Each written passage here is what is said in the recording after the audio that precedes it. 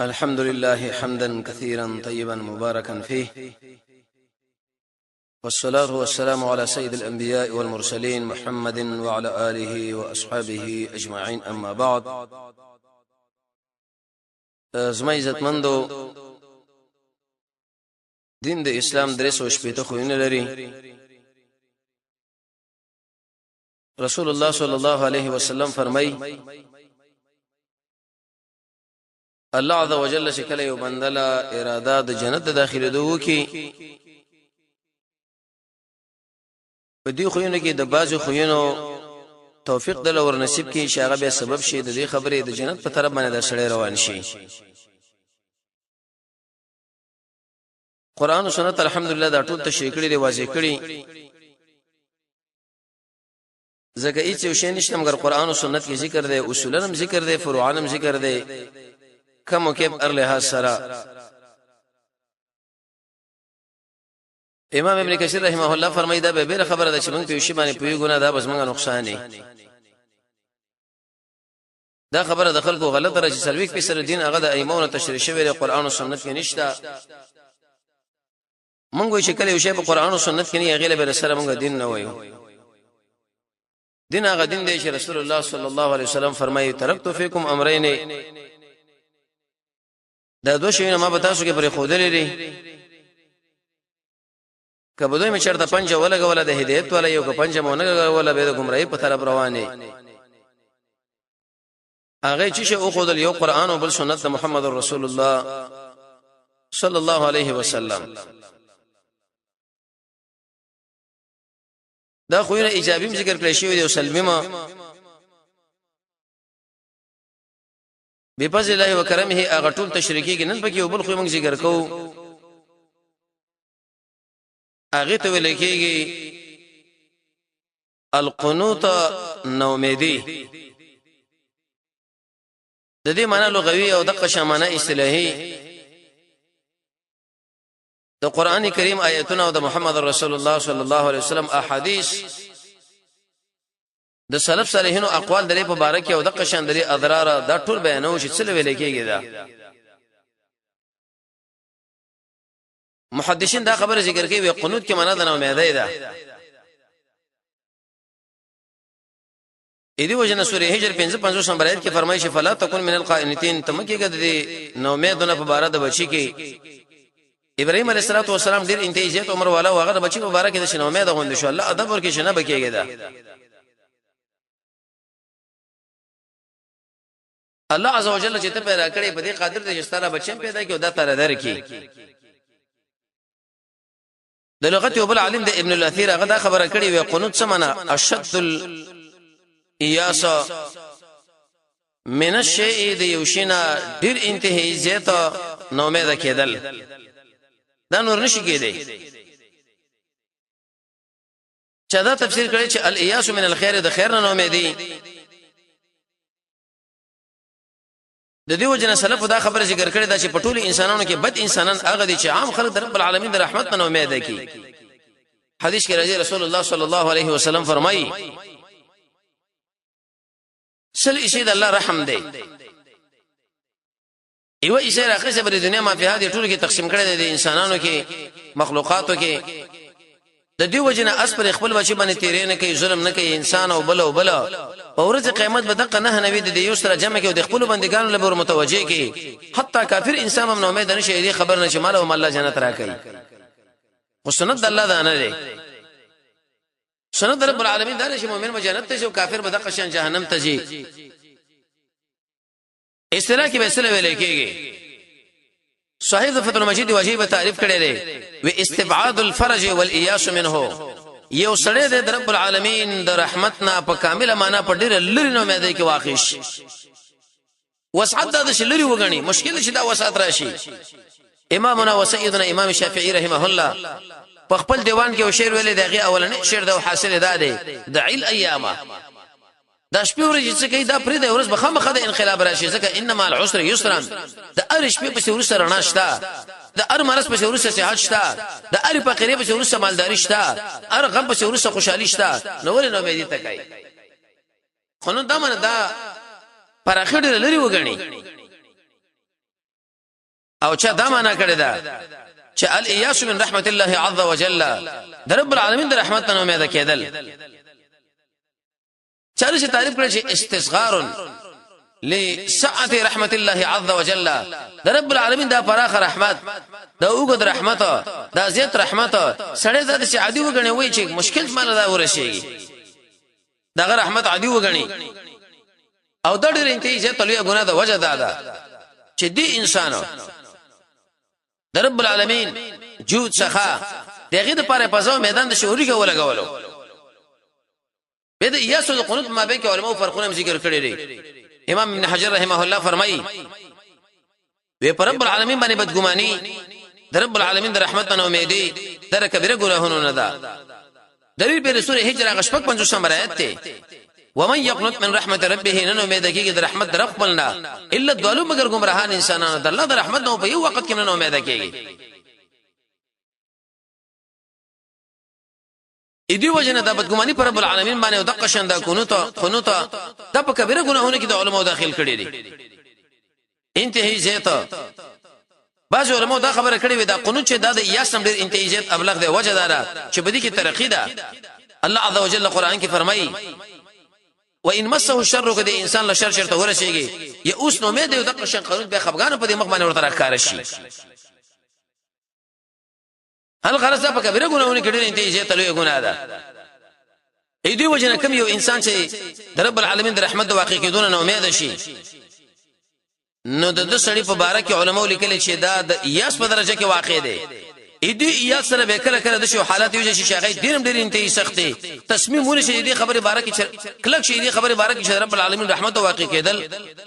دا به قنوت دی. او کله دې سره به ډېر بل شی وځکړي شي اخر به ویل کېږي پر رب العالمین باندې بدګماني. دی وجنه شیخ الاسلام ابن قیم رحمه الله فرمایي چې ډېر لسمه مراتب کې داخله پر رب العالمین باندې بدګماني کوي.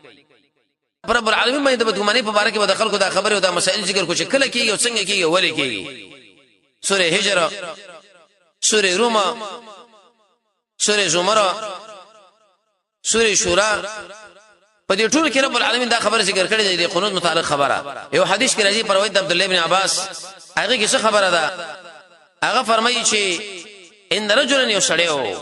قال یا رسول الله مل کبائر د الله رسول کبیره ګناونه په کبیره ګناونه کې کم یو دي. محمد رسول الله صلی الله علیه وسلم ورته ویلي الشرک بالله یو کس دی چې هغه رب العالمین صفته خاصه په مخلوقاتو کې مخلوق لور کې یا رب العالمین سره په عبادت کې یو قسم د اقسام شریک کې او نو مجید رب العالمین در رحمنا اول قنوت من رحمت الله عز وجل انسان در رب العالمین در رحمت دی لري وګڼو دا خبره وکي چې مشکل ده موږ له بیره شي ګرانه ده دا موږ نشو منلې. فضل ابن عبید نے روایت ذکر دی فرمایي چې رسول الله صلی الله علیه وسلم فرمایلی دي درې کسان دي لا تسالوا عنهم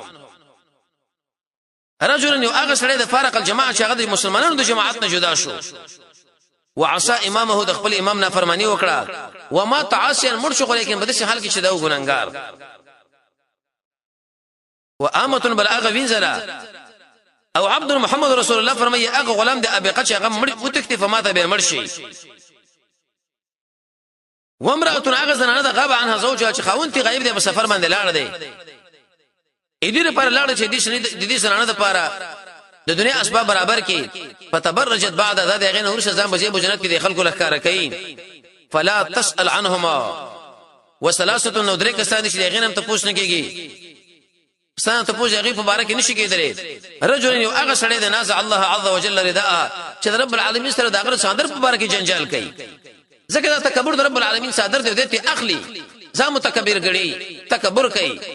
غمت الناس وبطر الحق خلص فقرن القرآن و سنت لدی کور کولا یو روایت کی راځي حلقته هدي سره او برباد کم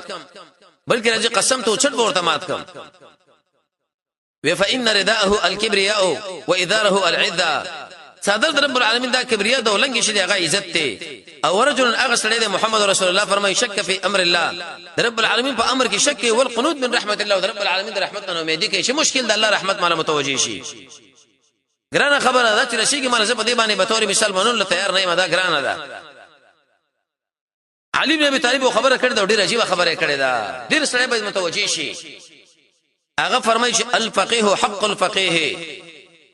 یقیني فقيه څوک دی من لم هغه څوک دی يقنط الناس من رحمت الله چې خلک رب العالمین د رحمت نه امید کوي بلکې دا خبره کوي چې رب العالمین د رحمت ډېر انتهاء پراخه دی حتی روایت کې دام راځي امام الحديث محمد ناصر الدين الباني رحمه الله فرمایي چې په ورځ قیامت به دغه بے ګناه انسانان ارمان نو کې چې کاش ما ګناهونه کړي وي محمد رسول الله صلی الله علیه وسلم صحابه ته پوښتنه په وځه کې یا رسول الله دا ولي وې دا هغه انسانان دي چې الله دا بدی په نه کې باندې بدل کړه او دا خبر سورې فرقان کې رب العالمین کړي دا نیکی په بدی باندې بدل دا معنا ده خو خایدونه مونږ بده وسنه کان دي یا الله عز وجل دا هغه ګناه په ځای باندې ورته رحمت ولیکي یا دغه شان د ټول ګناهونو ورته رب العالمین په نیکی باندې بدل کی د دې وجنه د سورې زمر غدری 5 نمبر آیت مبارک مفسرین تشریح فرمایي چې الله عز وجل فرمایلی قل اوایا یا عبادی الذين اسرفوا على انفسهم اسما اغه بندگانو چې تاسو هغه چې ټیکړه په خپل زرونو لا تقنطوا من رحمت الله رب العالمین رحمت نه امید کیږي الله عز وجل ټول ګناهونه معاف کوي او غفور رحیم دی حق فقيه علي شه فرمایي چې سره رب العالمین رحمت نه امید نه کی محمد رسول الله بزکه ور دنیا ما فيها دا قید مال غوړه دی خو لیکن په بل طرف باندې ولم يرخص او دوی له رخصت امرونه کې د ګناهونو کې چې مړ الله غفور رحیم دی کوه ګناه امام ابن قیم رحمه الله فرمای الجواب الکافی کې چې فصل فی تقلیت النفس ډیر خلک ګناهونه کوي رب العالمین غفور رحیم دی سره په خطا کې واقع دی دا ګیریږي او به ویل داخله رب العالمین د عذاب نه په امر کې مونږ غني او قران پر نه دی رغبه عنه الى غیره چې بل کتاب دا ډیره منډوالي هغه سره ټول مینه د وجنه عثمان ابن عفان بویلې وی قسم په الله موږ چې قران ونګورو د ورځې دوه کړه درې کړه موږ له حیا رب العالمین ناراضي امام الحديث محمد ناصر الدين الباني رحمه الله فرمایي یو حدیث ذکر کړي حدیث المثنى د قیامت د علامات او علامات دا داخله په قران پر د نور کتابونه براوالي دغه نه مدرسو تدریس او بیان به شروع کی او به ویلي علي رضی الله عنه انه لا خير سمنا لا خير في عباده لا علم فيها واذ خير نشه په هغه عبادت کې چې په هغه کې علم نه وي دې وجه امامنا وسيد امام بخاري رحمه الله فرمایي باب العلم قبل القول والعمل د علم د اصول لپاره به تقریبا ډیر عمر ذکر کړی شی و وګ به د عالم خبره لګ دی نور شینه کې مشغله پرې دی د عالم د مسله باندې وزن پوي هغه بزان سره یاد ساتي نشر بین الناس خلق مابین کې به نشري اخلاص په ځان کې پیدا کړي د محمد رسول الله سنت تابعداري هغه په ځان کې پیدا کړي خواهش پرستی به پرې دی د نظر کنټرول وکړي او د قشان د حرامونو بزان ساتي علم د رب العالمین د رضا لپاره زکای د تقوا په نیت باندې به زکای د علم وقار په دې ځل کې لري د رب العالمین وقار په دې ځل کې لري دنیا به پرې دی دې سره په دې خوا کې خواهش پرستی به یو شړې پرې دی قوي ایمان بخپلای دغه سره سره د ځل په پاک ساتي یقین به رب العالمین په دې خبرو باندې کوي مضبوط عزم او صبر ګناهونه به پرې دی بدعت به یو شړې پرې دی دې سره سره په دې خوا کې تکبر نه بزان ساتي د کمزوري ایمان نه بزان ساتي د یو چا په خبره باندې به دلیل اعتماد بنه کوي ارزه کې به عقل پیش کینا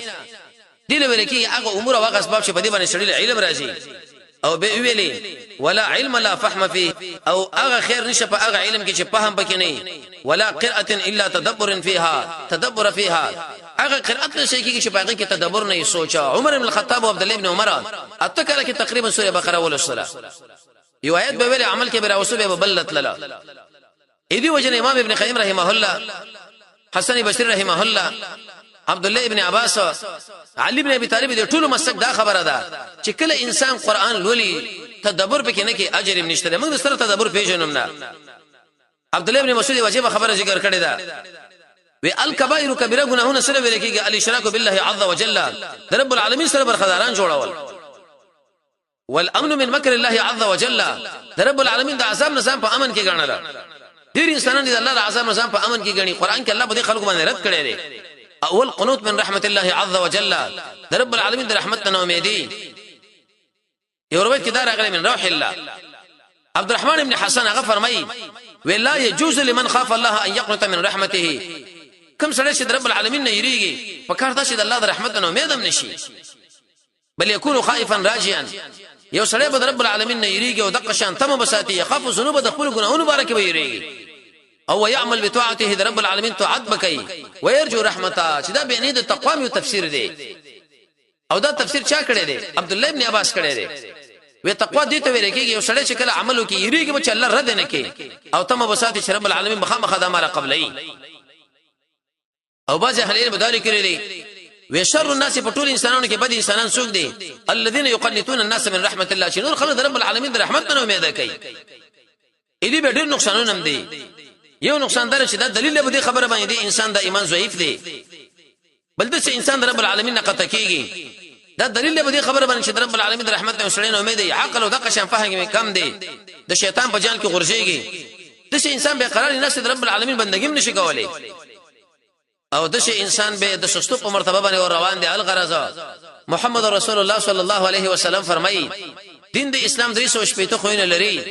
الله عزوجل چې کله بندل اراده جنت داخله دوه کې نو په دې خوینه کې ورته یو خو اسانه کې یو خو په خوینه کې موږ تاسو تشریح کې القنوت رب العالمین د رحمت نه امید کېدل دا به موږ د ځان لري کو الله رب العزت موږ تاسو د قران او سنت صحیح بشرت را نصیب کړي وصلی الله تعالی علی خیر خلقه محمد و علیه و صحبه اجمعین